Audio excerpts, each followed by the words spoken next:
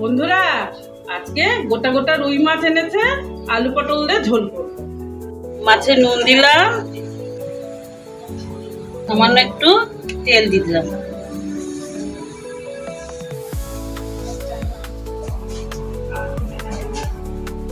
কড়াইয়ে তেল গরম হয়ে গেছে, এবার মাছগুলোকে ছেড়ে দিই।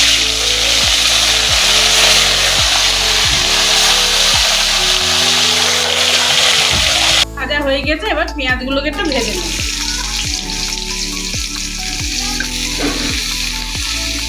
ফোড়ন দিয়ে দিলাম, আলু পটলগুলোকে একটু ভেজে নেব।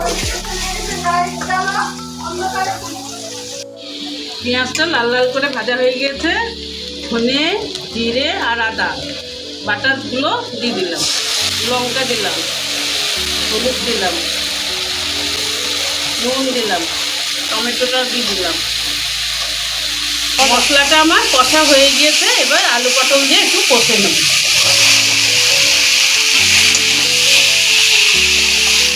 আলু পটলটা ভালো করে কষিয়ে নিয়েছি, এবার জল দিয়ে দেব। মাছের ঝোলটা ফুটে গেছে, এবার এক এক করে মাছগুলোকে দিয়ে দিলাম। ঝোলটা আমার হয়ে গিয়েছে, আলু পটল দিয়ে মাছের ঝোলটা আমার ঢেলে ফেললাম, হয়ে গিয়েছে।